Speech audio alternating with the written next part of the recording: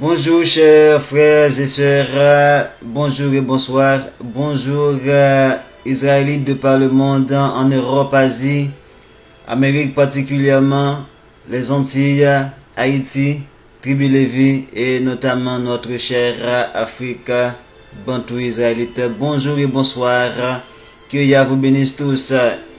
Et nous voici pour le nouveau numéro tant attendu qui va concerner maintenant, c'est juste, disons-nous, un numéro spécial. Après avoir parlé d'Édom en général sous presque tous ses aspects, et bien qu'on n'a pas encore terminé avec Édom, parce que nous allons parler, nous avons beaucoup de choses à vous révéler sur Édom, un personnage, l'un des deux personnages clés de la Bible, parce que la Bible nous a dit dans Genèse chapitre 3 verset 15 parle des deux semences. Donc c'est ces deux semences qui va donner les deux races, la race blanche et la race jaune. C'est la descendance du serpent et la descendance de Ève. Voilà que la Bible maintenant ne nous parle jamais de cette descendance là qui est Édom joint à la descendance de Caïn, qui va se concerter, qui va faire alliance avec toutes les nations contre le premier personnage de la Bible, des Écritures, alors qui est Israël. Donc ces deux mondes, le monde des ténèbres et le monde des lumières, le blanc et le noir, Édom et Jacob, c'est les deux semences, deux frères, deux jumeaux, deux semences. Pourquoi la Bible ne nous parle pas d'Édom? Je dis pas la Bible, alors je m'excuse, c'est l'église. Pourquoi l'église refuse de parler d'Édom? Mais parce que c'est l'église qui est Édom même.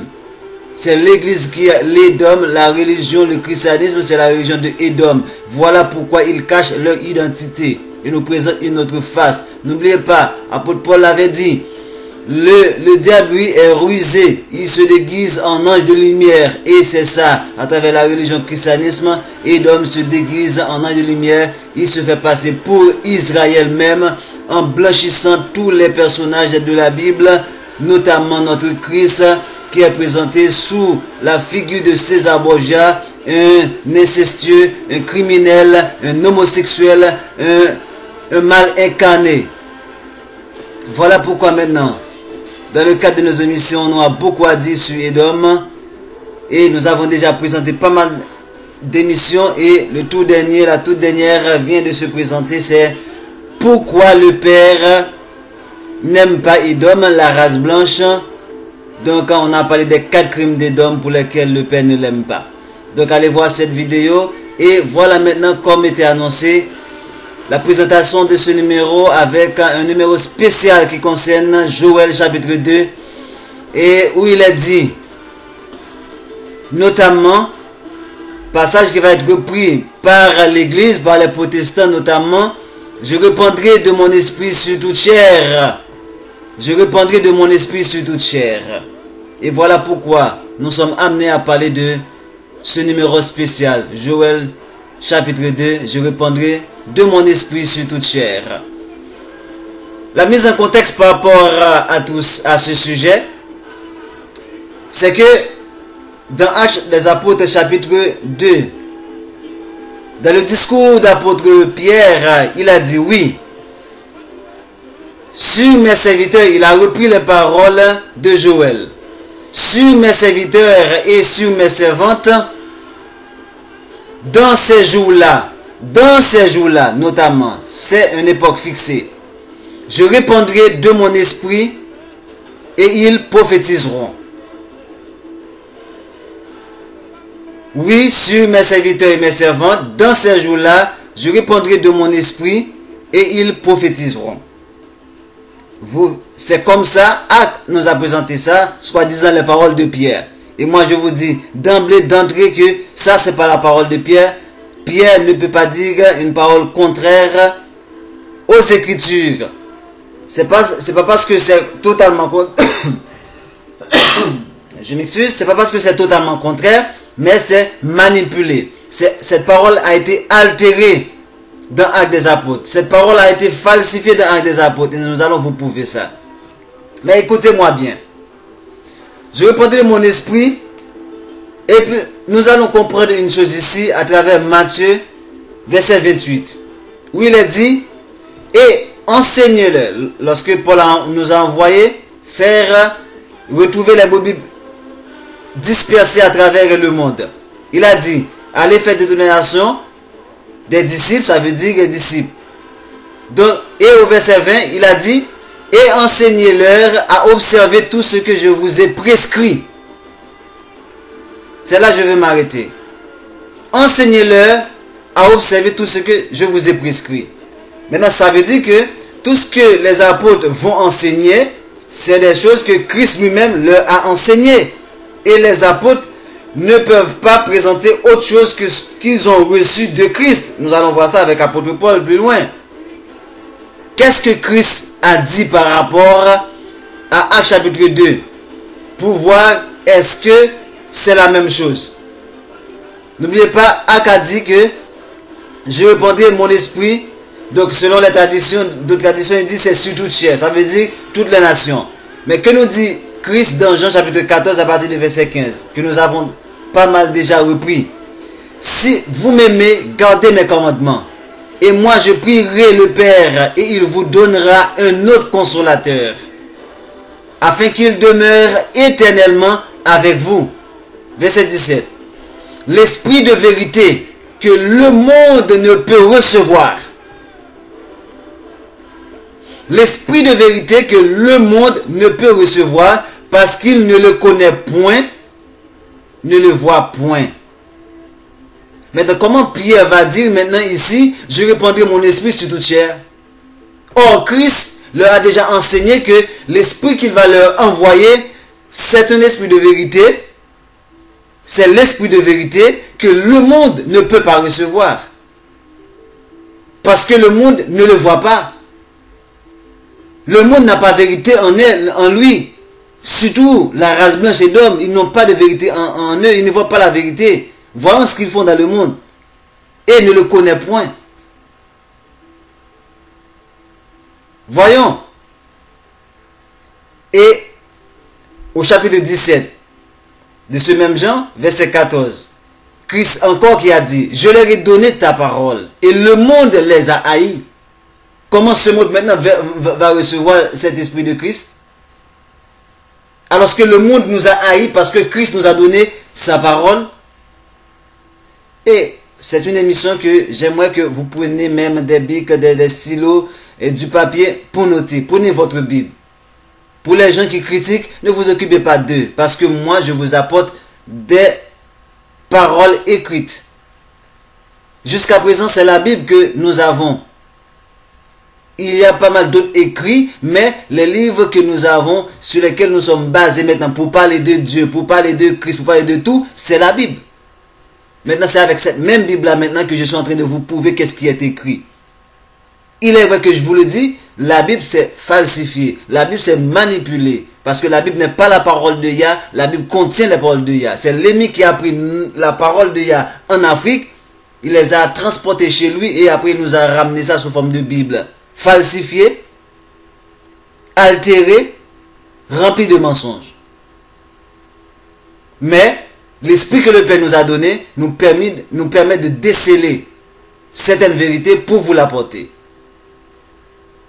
Si vous voulez prenez, vous ne voulez pas passer outre.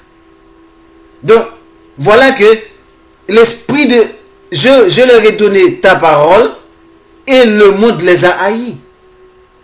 Parce qu'ils ne sont pas du monde comme moi je ne suis pas du monde. Ça veut dire, les Écritures n'ont aucun rapport avec le monde. Les Écritures n'ont aucun rapport avec les autres nations. Pour ceux qui disent que ça parlait des autres nations, je vous le dis, nous allons voir. Dans notre langage haïtien, on dit c'est pas midiri, tirage goûter graisse. Grâce au riz, le petit caillou à part à la graisse. C'est parce qu'Israël est dispersé parmi les nations. Le message qui a été cherché Israël, si les nations acceptent ce message, ils vont entrer avec nous en Israël. Mais vous allez voir comment ils vont être chez nous. Ça, c'est un autre numéro. Je ne vais pas vous donner les détails ici. Mais je vais vous mettre dans le contexte pour ne pas répéter que me ramener des passages. Je connais ces passages. Pour ne pas dire même mieux que bon nombre de vous. Le monde les a haïs. Je ne prie pas de les ôter du monde. Toujours dans Jean chapitre 17, verset 15. Je ne prie pas de les ôter du monde, mais de les préserver du mal. Ils ne sont pas du monde comme moi, je ne suis pas du monde. Sanctifie-les par ta vérité, ta parole est la vérité. C'est cette parole que le monde ne peut pas recevoir. Voilà pourquoi ils nous critiquent, ils nous tuent même pour cette parole de vérité. Et c'est pour cette parole qu'ils ont tué, sacrifié notre roi, le Christ, Isaïa. Et qui l'a fait, ce sont les Édomites, l'homme blanc, les descendants des aïeux de Caïn. Hérode était un Édomite. Ponce Pilate était un Édomite. Les pharisiens, les scribes étaient des Édomites. Est-ce que maintenant Pierre peut-il contredire maintenant ce que Christ leur a enseigné? Non. Parce que Paul a dit. C'est pourquoi je dis à ceux qui disent que les apôtres, je ne crois pas. Non. Je vous ai dit le Nouveau Testament et je vais faire une émission pour vous montrer pas mal de passages qui ont été repris dans le Nouveau Testament. Lorsqu'on fait la comparaison entre les anciens écrits, dans le Nouveau Testament, la religion les a falsifiés. Et ici, je vous ai dit, dans Actes chapitre 2, d'ailleurs, c'est un exemple. C'est pas comme ça, c'est traduit. Je vais vous montrer ça plus loin. Parce que je vais faire cette émission en 2 épisodes pour ne pas être trop long. Je vais faire cette émission en 2 épisodes. La promesse. À partir de la promesse, vous allez voir, Actes chapitre 2 a été mal traduit et mal compris. Mal compris par l'église, parce que c'est pas l'église qui les a compris, parce que la majorité de nos pasteurs, ils ne connaissent même pas, ils sont ignorants par rapport à la falsification de la Bible. Donc, les apôtres, je dis, n'enseignent pas ce qui est contraire par rapport à ce que Christ a dit. Et c'est pourquoi, écoutez ça, ce que Paul va dire lui-même dans quoi? Dans 1 Corinthiens, chapitre 3, verset 11. Qu'est-ce qu'il a dit? Car personne ne peut poser un autre fondement que celui qui a été posé, savoir Isaïa le Christ. Ça veut dire le message que les apôtres ont apporté, c'est un message conforme à ce que Christ lui-même leur a enseigné. Si vous voyez quelque chose, des contradictions par rapport à ce que Christ a dit, donc c'est une manipulation. C'est tout comme dans Jean chapitre 17 verset 3 où Christ a dit: la vie éternelle c'est qu'ils te connaissent toi le seul vrai Père créateur et celui que tu as envoyé, alors que et celui que tu as envoyé, ça fait 2 personnes ou 2 entités ou 2 êtres. Alors que dans 1 Jean chapitre 5 verset 19 il va dire que le Dieu véritable c'est Christ. Mais c'est parce que Christ a dit. Ok? Donc ça c'était une mise en contexte pour vous montrer que ce passage de Actes chapitre 2 c'est une falsification. Et en voilà la preuve maintenant avec Joël 2. Nous allons entrer d'emblée. Joël 2 est divisé en 3 sections. On a la première section qui parle du jour de Yah. La deuxième section qui parle de la repentance, appel à la repentance. Et la troisième section qui parle de ce qu'on appelle la promesse. La promesse. Et c'est la promesse, ça va faire partie d'un autre numéro. Pour aujourd'hui, nous allons parler. D'abord, nous allons entrer d'emblée dans Joël chapitre 2. Écoutez bien, mes chers frères bien-aimés. Et vous allez comprendre. Prenez votre temps. Prenez du temps pour écouter cette émission. Et après, si vous êtes dans une assemblée qui s'appelle l'église, vous allez beaucoup réfléchir. Beaucoup réfléchir. Et n'hésitez pas à partager ces enseignements. Si toutefois, vous êtes convaincus. Je ne vous demande pas, je ne vous impose rien. Agissez selon que l'Esprit vous accorde d'agir. Joël chapitre 2. Sonnez de la trompette en Sion. Parce que le passage, je tiens à vous dire, le passage de Actes chapitre 2, c'est quelque chose que l'apôtre Pierre a repris de Joël chapitre 2, verset... laissez-moi voir, c'est verset 28. Je ne vais pas vous lire le verset. C'est en arrivant parce que vous allez voir la manipulation. Et si vous voulez, je peux lire pour vous. Juste lire pour vous. Je vais lire à chapitre 2 et Joël 2. Vous allez faire vous-même la comparaison. Oui, Ça c'est Actes, chapitre 2, verset 18. Oui, sur mes serviteurs et sur mes servantes, dans ces jours-là, je répandrai de mon esprit et ils prophétiseront. Ça c'est ce que on nous dit que Pierre a dit. Mais moi je vous dis c'est faux. Pierre n'a pas dit cela comme ça. Maintenant dans Joël, cette parole que Pierre a repris dans Actes, voici la parole exacte. Dans Joël chapitre 2. À partir de verset 28. Il a dit, après ces jours, après cela, c'est toute une série de choses qui s'est passée avant. Vous voyez, après cela, ça veut dire qu'il y a pas mal de choses qui ont été déjà racontées. Après cela, je répandrai mon esprit sur toute chair. Vos fils et vos filles prophétiseront. Et vos vieillards auront des songes et vos jeunes gens des visions. Écoutez, Joël chapitre 2, verset 28, voilà ce qu'il a dit. Dans Actes chapitre 2, les manipulateurs de la parole, ils ont pris Joël chapitre 2, verset 29, qui dit, même sur les serviteurs et sur les servantes, dans ces jours-là, je répandrai mon esprit. Même. Ça veut dire, il va tellement répandre son esprit sur Israël, que sur même les serviteurs d'Israël, sur les servants d'Israël, et c'est ça que je vous ai dit, en parlant des autres nations qui vont être parmi nous, ils vont être des serviteurs et des servantes. Nous allons entrer dans les détails plus loin. Mais c'est juste pour vous mettre en contexte comment ça a été une manipulation dans Actes chapitre 2, verset 18. Parce que Actes chapitre 2, verset 18, n'a pas été bien traduit. Parce que selon la vraie version de Joël, c'est même sur les serviteurs et les servantes, dans ces jours-là, je répandrai de mon esprit. Mais il faut prendre ça depuis au verset 28 qui a dit, après cela, je répandrai mon esprit sur toute chair. Vos fils et vos filles prophétiseront, vos vieillards auront des songes et vos jeunes gens des visions.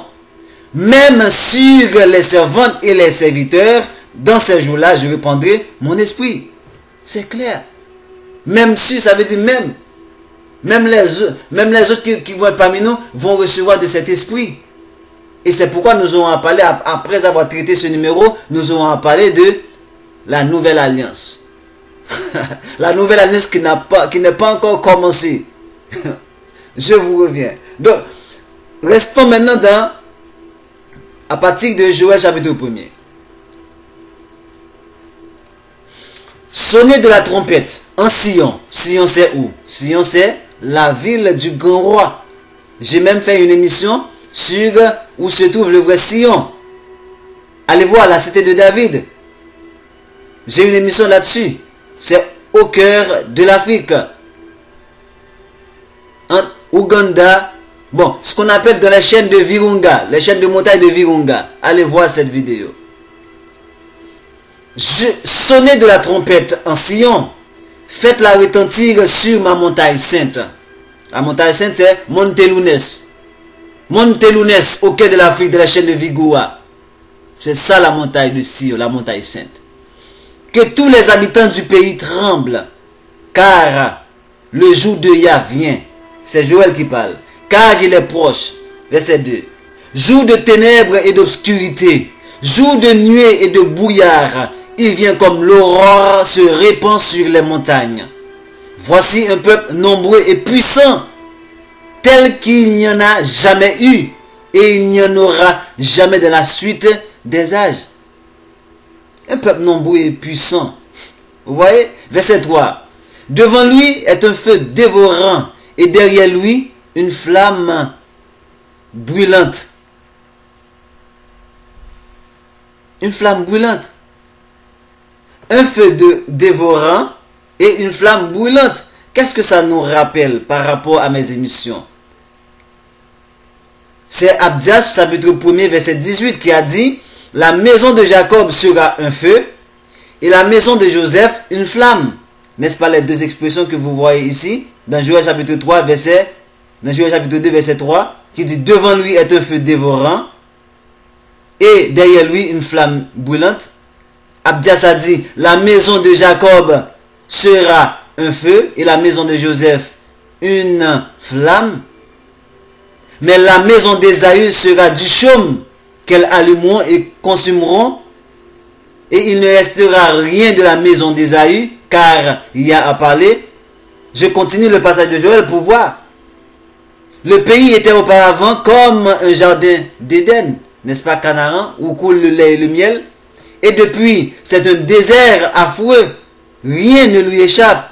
Pourquoi? Parce qu'en désobéissant à la parole, Yah nous a fait quoi? Yah nous a dispersés, il nous a châtiés, et nous voyons cela dans Lévitique chapitre 26, verset 32 et 33 qui a dit: je dévasterai le pays et vos ennemis qui l'habiteront seront stupéfaits. Verset 33. Je vous disperserai parmi les nations et je tirerai l'épée après vous. Votre pays sera dévasté et vos villes seront désertes. La ville qui était comme, le pays qui était comme un jardin d'Éden, maintenant est devenu comme un désert affreux. N'est-ce pas avec Israël qu'il est question ici? Et allez voir dans Lévitique ce passage, chapitre 26, à partir du verset 32, pourquoi Yah nous a chassés? Parce que nous avons cessé d'observer ses sabbats. Et il nous a chassés pour que la terre puisse jouir de ses sabbats. Allez lire ce passage. Donc il parle avec Israël là maintenant. Dans Joël, il n'est pas question d'autres nations. Verset 4. Allez voir, on dirait des chevaux, et ils courent comme des cavaliers. À les entendre, on dirait un bruit de chars sur le sommet des montagnes où ils bondissent. On dirait un pétillement de la flamme du feu quand elle consomme le chaume. Dans Abdias, qu'est-ce qu'on avait vu? La maison de Joseph, qui est la flamme de feu. La maison de Judas, de Jacob, qui est le feu. Ils vont consumer la maison d'Ésaü, d'Édom, de laquelle il ne restera rien. N'est-ce pas ce que Joël nous a dit ici? C'est pas le même langage pour le même peuple. Et comment vous dites maintenant que ce peuple-là qui est dévoué à la destruction, dans lequel rien ne restera, vous me dites que l'Esprit va descendre sur lui également? L'Esprit va se répandre sur eux également? Mais vous ne savez pas de quoi vous parlez finalement. Nous continuons. Verset 5 de Joël. C'est comme une armée puissante qui se prépare au combat. C'est comme une armée puissante qui se prépare au combat. Je vous prends maintenant Ésaïe. Comprenez l'exercice que je suis en train de faire avec vous. Je lis Joël, chapitre 1er, mais je rentre des séquences d'autres chapitres pour vous montrer le contexte dans lequel Joël parle. Ok? Pour voir avec qui il parle. Qui est concerné par cette prophétie de Joël chapitre 2. Au verset 5 à la fin, il dit: c'est comme une armée puissante qui se prépare au combat. D'où est-ce qu'on a trouvé cette parole? Dans Ésaïe 34 verset 8, qui a dit: car c'est un jour de vengeance pour Yah, une armée de représailles pour la cause de Sion. Et au début du chapitre de Joël, qu'est-ce qu'il a dit? Sonnez de la trompette en Sion.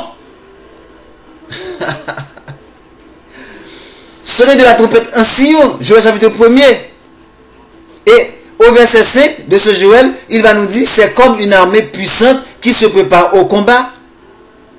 C'est ce que Ésaïe a dit au chapitre 34 verset 8, car c'est un jour de vengeance pour Yah, une armée de représailles pour la cause de Sion. C'est pour la cause des nations? C'est pour la cause des Européens? C'est pour la cause de la France? Bon, hein, prenons les villes. C'est pour la cause de Londres? C'est pour la cause de Paris? Pour la cause de Berlin?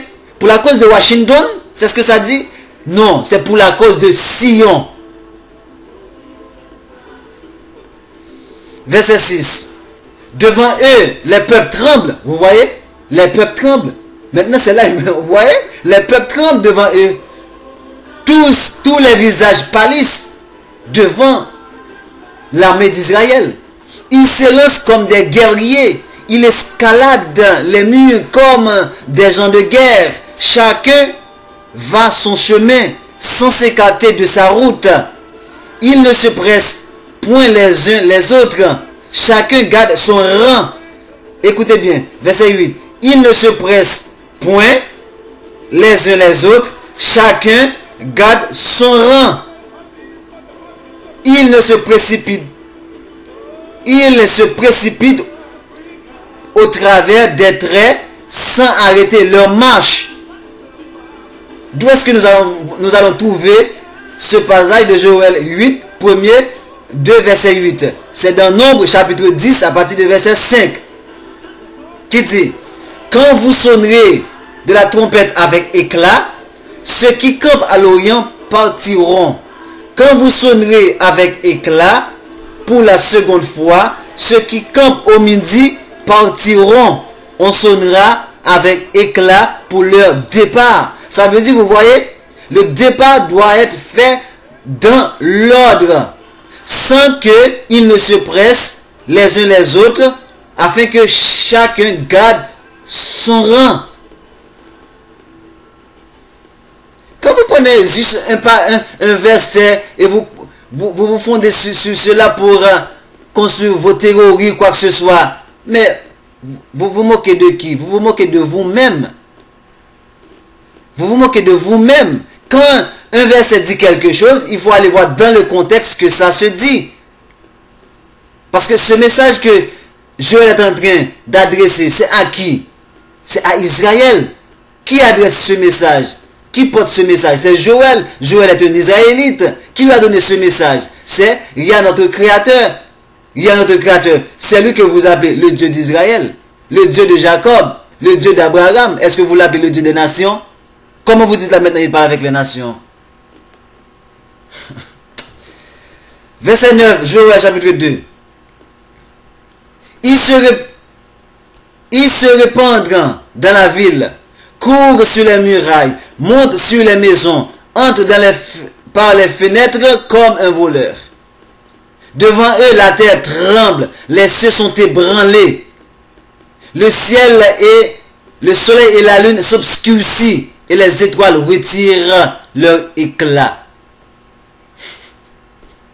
Vous entendez? Au verset 2, au verset 10, devant eux, la terre tremble. Devant eux, la terre tremble.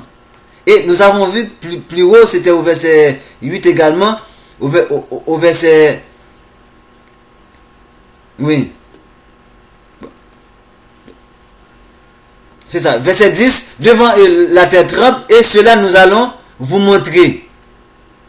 Nous allons vous montrer de qui il est question ici, selon Ésaïe 18, verset 7. Toujours en ce jour-là, vous voyez, en ce temps-là, des offrandes seront apportées à Yah des armées par le peuple fort et vigoureux. C'est parce que vous avez vu tantôt. Par le peuple redoutable depuis qu'il existe. Nation puissante et qui écrase tout. Vous voyez, les peuples tremblent devant eux. Et dont le pays est coupé par des fleuves. Elles seront apportées là où réside. Là où réside, est-ce qu'il a dit à travers le monde? Non. Là où réside le nom de Yah des armées sur la montagne de Sion.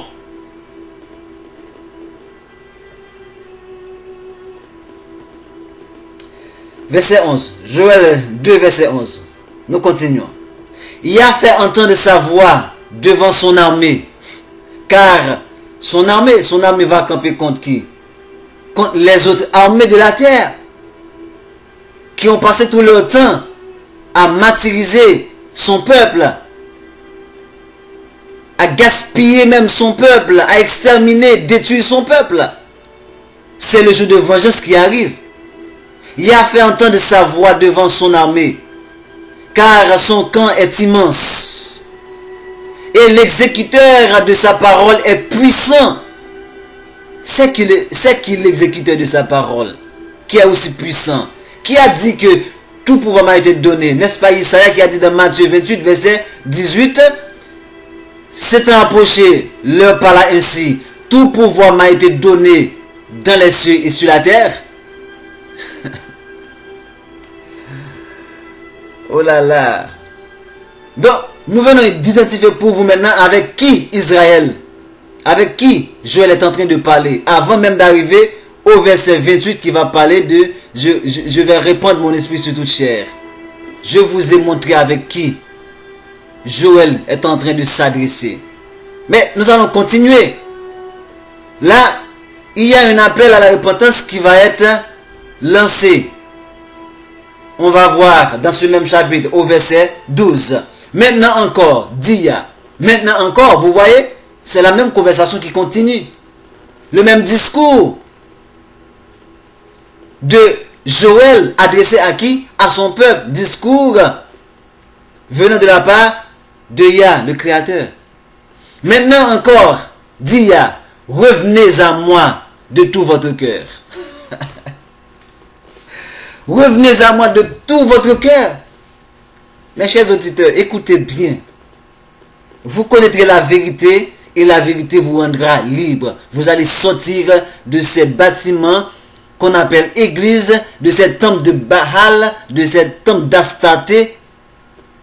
Chez nous, on dit de ces péristyles. Vous entendez? Joël chapitre 2 verset 12. Maintenant encore, Dia, revenez à moi de tout votre cœur. Nous allons vous montrer d'où est-ce que la prophétie a été faite par rapport à ça. Avec des jeûnes, avec des pleurs et des lamentations, déchirez vos cœurs et non vos vêtements. Ça veut dire que ce n'est pas les jeûnes que vous faites là dans vos bâtiments d'église. Coucher sous des vêtements, des sacs, du sang. Non, c'est votre cœur. C'est pourquoi il a dit, ce peuple m'honore des lèvres, mais son cœur est éloigné de moi. L'église a un cœur d'adultère. L'église a un cœur d'abomination. L'église est remplie de fornicateurs, d'adultères, de voleurs même, de sorciers. Déchirez vos vêtements et non, déchirez vos cœurs et non vos vêtements, et revenez à Yah, votre Père, car il est compatissant et miséricordieux, lent à la colère et riche en bonté. Il se répand des mots qu'il envoie. Il se répand des mots qu'il envoie. Sur qui il avait envoyé les mots? N'est-ce pas sur Israël qui avait désobéi à sa loi? Maintenant vous dites qu'il va avec les autres nations? Comment ça même? D'où est-ce qu'on a trouvé ça? Regardez bien cette prophétie. Deutéronome chapitre 4 à partir du verset 27. Qu'est-ce qu'il dit? Yah vous dispersera parmi les nations. Ça c'est après avoir désobéi, parce que Yah avait même annoncé à Moïse, il a dit que après votre mort, le peuple va se détourner de moi. Ok? Donc c'est pourquoi il a dit depuis au chapitre 4 de Deutéronome, verset 27, Yah vous dispersera parmi les peuples, et vous ne resterez qu'un petit nombre au milieu des nations, où Yah vous emmènera. Verset 28. Et là, vous servirez des dieux, ouvrage de main d'homme, du bois et de la pierre, qui ne peuvent ni voir, ni entendre, ni manger, ni sentir. Ce que Deutéronome 28 va reprendre pour dire que des dieux que vos pères et vous ne connaissez point. Verset 29. Ces deux-là, écoutez, pour rejoindre la parole de Joël, chapitre 2, verset 12, qui a dit, revenez à moi de tout votre cœur. Voici Deutéronome 4, verset 29. Ces deux-là, dans la dispersion, au milieu des nations, ces deux-là, aussi que tu chercheras Yah ton Père, et que tu le trouveras, si tu le cherches de tout ton cœur et de toute ton âme. Maintenant, vous me dites que c'est avec les nations que Joël s'est adressé cette parole de répandre l'esprit sur toute chair. Oh là là. Et pourquoi il avait dit ça? Regardez bien. Dans cette même logique de repentance de Joël chapitre 12, verset 2 qui a dit, revenez à moi de tout votre cœur. Lévitique 26, verset 40.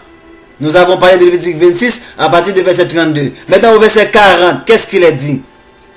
Ils confesseront leur iniquité et les iniquités de leur père. Les transgressions qu'ils ont commises envers moi. Est-ce que les autres nations avaient commis des transgressions envers Yah? Non, parce que Yah n'a pas de loi pour les autres nations. Et la résistance qu'ils m'ont opposée. Verset 41. Péché à cause desquels, moi aussi je leur résisterai et les mènerai dans le pays de leurs ennemis. Comment le Père va nous libérer de nos ennemis? Maintenant vous dites que il va... Je ne comprends pas cette histoire, moi. Finalement, hein? Vous ne lisez pas la Bible. D'ailleurs, l'Église vous empêche de lire l'Ancien Testament. L'Église vous interdit de lire l'Ancien Testament. Parce que nous sommes sous la grâce. Nous sommes en Christ sous la grâce. Nous sommes sauvés par la grâce. Oui, vous êtes sauvés par la grâce. En vous réveillant, c'est sûr qu'il vous sera trop tard. Écoutez. Péché à cause desquels, moi aussi je leur résisterai et les mènerai dans le pays de leurs ennemis. Et alors leur cœur incirconcis s'humiliera. Et ils paieront la dette de leur iniquité.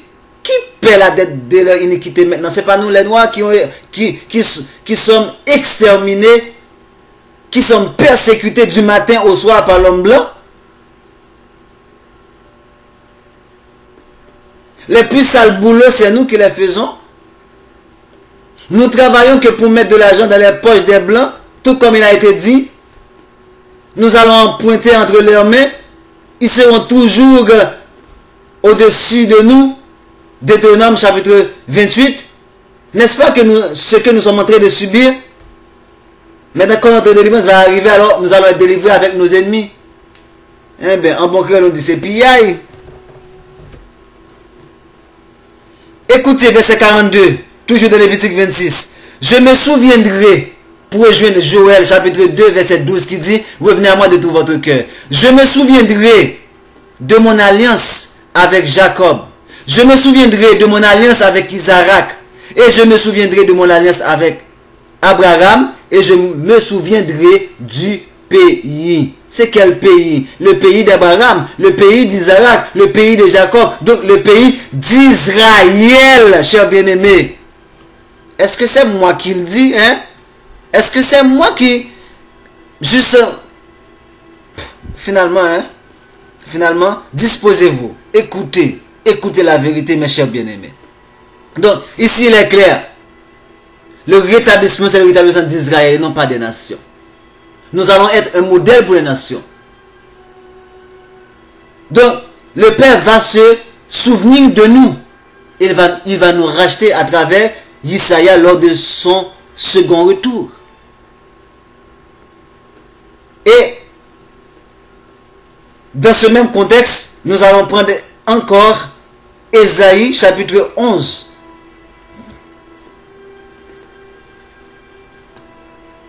Ésaïe chapitre 11, où il a dit,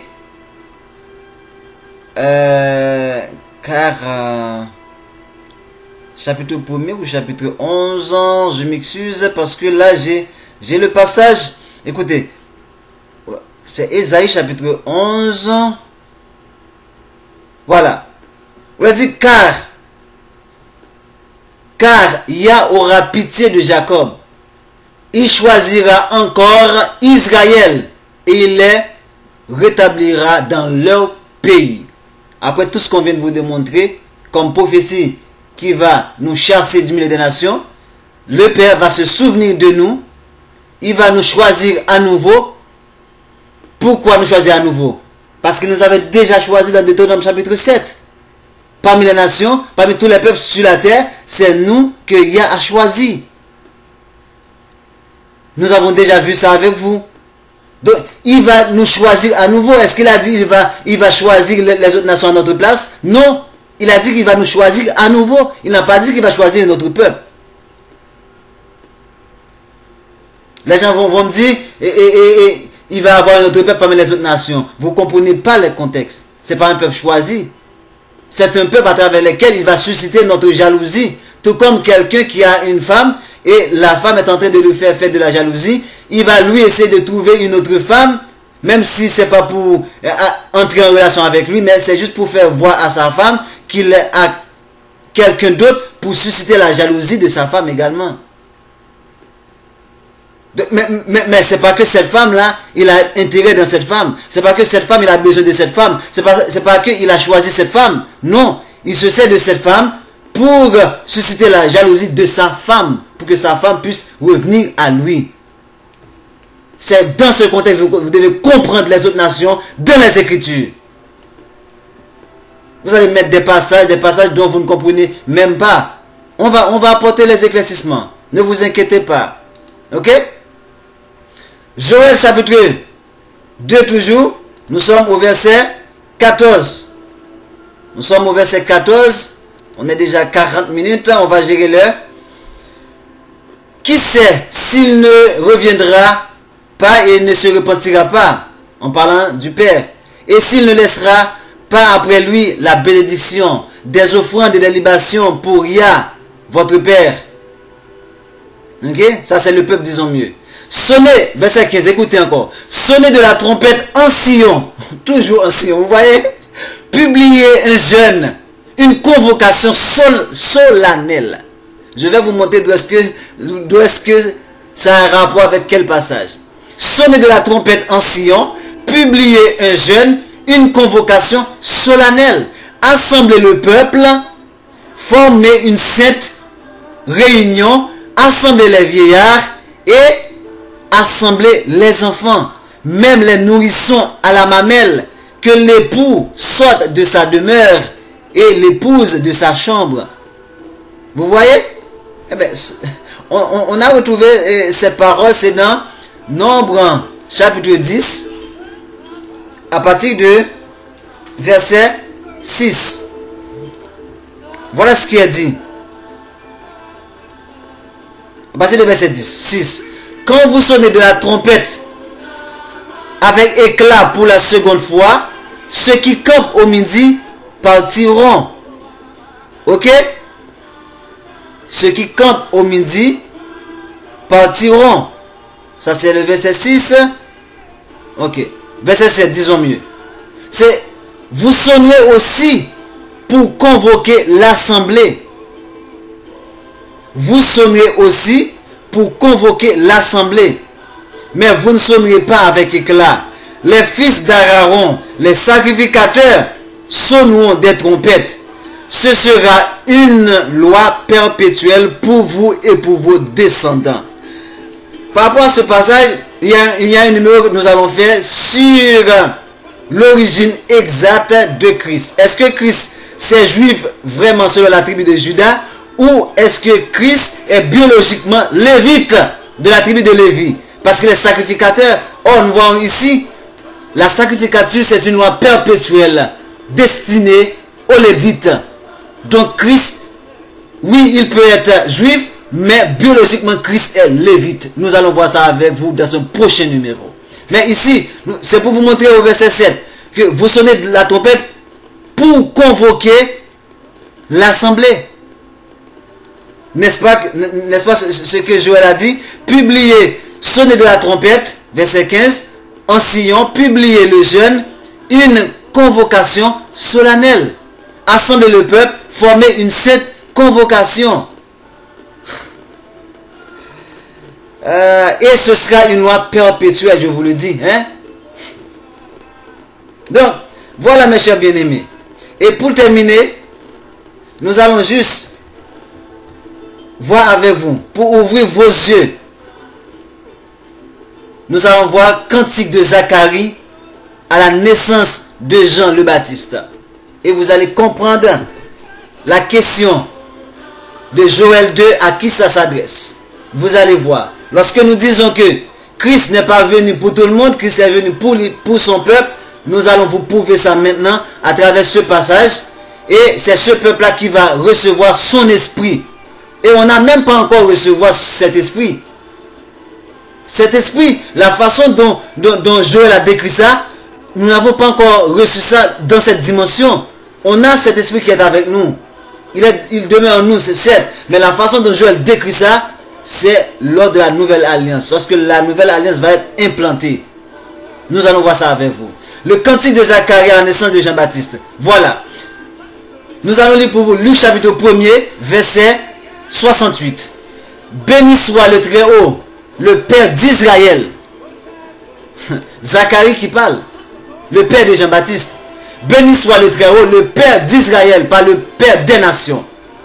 De ce qu'il a visité et racheté son peuple. C'est pas racheter, c'est pas visiter. C'est pas visiter et racheter les nations, c'est de ce qu'il a visité et racheté son peuple. Et nous a suscité un puissant sauveur dans la maison de... Et nous a suscité un peuple dans la maison. Verset 69, je m'excuse. Et nous a suscité un puissant sauveur dans la maison de David, son serviteur. Vous voyez, il n'est pas question des nations ici. Comme il l'avait annoncé par la bouche de ses saints prophètes des temps anciens. Qu'est-ce que ces saints prophètes ont dit? Allez voir dans Ésaïe chapitre 11, verset 1er à 5. Je lis pour vous rapidement ce qui a été annoncé par les saints prophètes dont Zacharie fait mention ici. Voici, un puissant, Ésaïe chapitre 11, un puissant, puis un rameau sortira du tronc d'Ésaïe, et un rejeton naîtra de ses racines. L'esprit de Yah reposera sur lui, l'esprit de sagesse et d'intelligence, esprit de conseil et de force, esprit de connaissance et de crainte de Yah. Il respirera la crainte de Yah, il ne jugera point sur l'apparence, il ne prononcera point sur un oui-dire, mais il jugera les pauvres avec équité, et il prononcera avec droiture sur les malheureux de la terre. Il frappera la terre de sa parole comme d'une verge, et du souffle de ses lèvres, il fera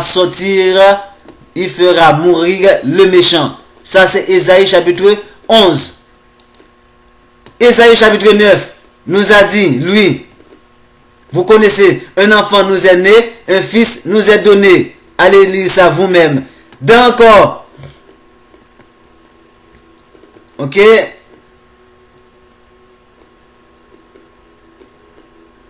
Voilà. Et nous avons bien d'autres passages, comme dans comme Michée chapitre 5. Allez voir. Et c'est ce que au verset 70 de Luc chapitre 1er, Zacharie a repris. Comme il l'avait annoncé par la bouche de ses saints prophètes des temps anciens. Un sauveur qui nous délivre de nos ennemis et de la maison et de la main de ceux qui nous haïssent. Qui nous haïssent, n'est-ce pas le monde? C'est parce que Christ a dit, je leur ai donné ta parole dans Jean chapitre 14, verset 15. Oui, je leur ai donné ta parole, le monde les a haïs. N'est-ce pas ce que Zacharie a dit ici? Et maintenant vous me dites que il est venu pour ce monde-là, le monde qui ne peut pas recevoir l'esprit que Christ nous a envoyé. Oh, finalement, verset 72, c'est ainsi qu'il manifeste sa miséricorde envers nos pères. Est-ce qu'il avait dit envers les pères des nations? Envers nos pères. C'est qui nos pères? Abraham, Jacob, Isaac. Et se souvient de sa sainte alliance, selon le serment par lequel il avait juré à Abraham, notre père. Nous venons de voir ça pour vous dans Lévitique 26 à partir du verset 40. Il se souvient de l'alliance qu'il avait fait avec nos pères Abraham, Jacob et Isaac. C'est pourquoi il va se souvenir du pays et nous ramène. De nous permettre, verset 74, de nous permettre, après que nous serions délivrés de la main de nos ennemis, de le servir sans crainte. 75, en marchant devant lui dans la sainteté et dans la justice tous les jours de notre vie, Parce qu'aujourd'hui, nous sommes souillés à travers les nations. Ézéchiel a dit ça au chapitre 36. Nous sommes souillés, nous ne pouvons pas servir notre Père comme ça doit. Et c'est pourquoi, lorsqu'il va nous ramener, il va nous laver, nous purifier, pour que nous entrons dans la gloire, pour le servir dans toute la justice et la sainteté. Verset 16, verset 76. Et toi, petit enfant, il parle avec Jean maintenant. Et toi, petit enfant, tu seras appelé prophète du Très-Haut, car tu marcheras devant la face du Seigneur pour préparer ses voies, afin de donner à son peuple la connaissance du salut par le pardon de ses péchés. Oh oh. Et arrêtez, je vous dis, hein. Je reprends pour vous. Luc chapitre 1er verset 76. Et toi, petit enfant, tu seras appelé prophète du Très-Haut, car tu marcheras devant la face du Seigneur pour préparer ses voies. Le Seigneur, c'est Christ, Isaïa. Allez voir Actes chapitre 2 verset 36. Le Père a fait de Isaïa Christ et Seigneur. Et apôtre Paul va dire dans Éphésiens 4, il y a un seul Père, un seul Esprit, un seul baptême, un seul Seigneur, Christ. Et petit enfant, tu seras appelé prophète du Très-Haut, car tu marcheras devant la face du Seigneur pour préparer ses voies. Verset 77. Afin de donner à son peuple, non pas au monde, non pas aux nations, la connaissance du salut par le pardon de ses péchés. Oh oh. Cette parole va être confirmée par les apôtres. Où Pierre va dire dans Actes chapitre 5, verset 30. Le Père de nos... Le Créateur, le Père de nos pères, a ressuscité Isaïa, le Christ, que vous avez tué, vous, qui dites là, Christ est venu pour vous, que vous avez tué en le pendant au bois. Nous avons dit que Christ n'est pas mort sur la croix, mais c'est au bois. C'est pourquoi j'évite de prononcer le mot croix. Verset 31. Le Père l'a élevé par sa droite comme prince et sauveur. Vous qui dites que Christ, c'est Dieu, Dieu le Père. Vous êtes dans l'ignorance totale. Le Père l'a élevé par sa droite comme prince et sauveur, pour donner à Israël la repentance et le pardon des péchés, et non pas au monde. Pour donner à Israël, Christ est élevé comme prince et sauveur à la droite du Père, le Créateur, pour donner à Israël la repentance et le pardon des péchés. Et les apôtres vont dire, nous sommes témoins de ces choses, de même que l'esprit que le Père a donné à ceux qui lui obéissent. C'est-à-dire, parmi le peuple, ceux qui lui obéissent vont recevoir cet esprit. Non pas le monde.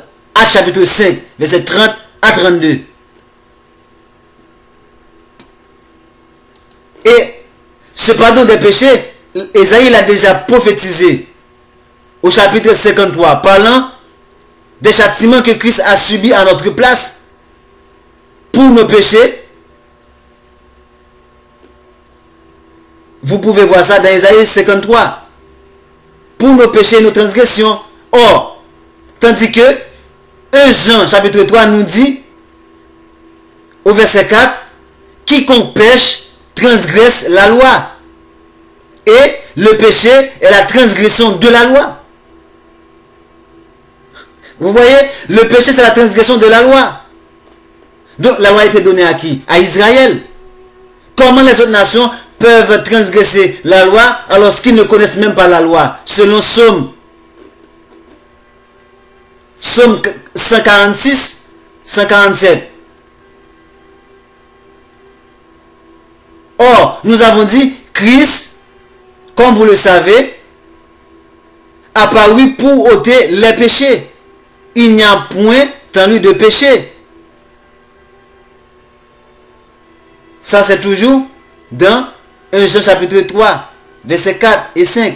Quiconque pêche transgresse la loi, et le péché est la transgression de la loi. Or, vous le savez, Isaïa apparu pour ôter les péchés, et il n'y a point de péché en lui. Si le péché est la transgression de la loi, et que Christ est venu pour ôter les péchés, or, nous avons dit que Psaume 147, verset 19, et nous dit clairement que il révèle sa parole à Jacob, ses lois et ses ordonnances à Israël. Il n'a pas agi de même pour toutes les nations. Donc là, il n'est pas question des autres nations, mes chers bien-aimés. Mais réveillez-vous enfin.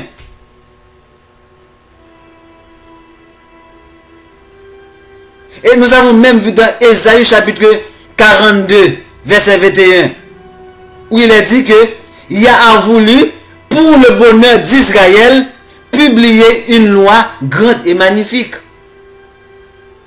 Oh oh. Yah a voulu, pour le bonheur d'Israël, publier une loi grande et magnifique. C'est cette loi-là que Israël a violée, Israël a transgressé. Donc nous sommes tombés sous la malédiction, sous les châtiments du monde. Et voilà, Christ, le Père, dans sa compassion, il va nous rétablir. Il a eu encore pitié de nous. Il nous a choisis à nouveau. Il nous a envoyé Christ comme prince et sauveur qu'il a élevé à sa droite pour nous libérer des transgressions, pour pardonner nos péchés, car Christ a pris nos péchés sur le poteau. Et nous allons continuer à vous montrer dans ce même passage de Joël chapitre 2, nous allons arriver au verset 28 dans un prochain numéro pour que la vidéo ne soit pas trop longue. Donc, la deuxième partie, c'est pour bientôt. Mes chers bien-aimés, réveillez-vous et sortez du milieu d'eux et que Yah, Yesaya va vous recevoir. Soyez tous bénis.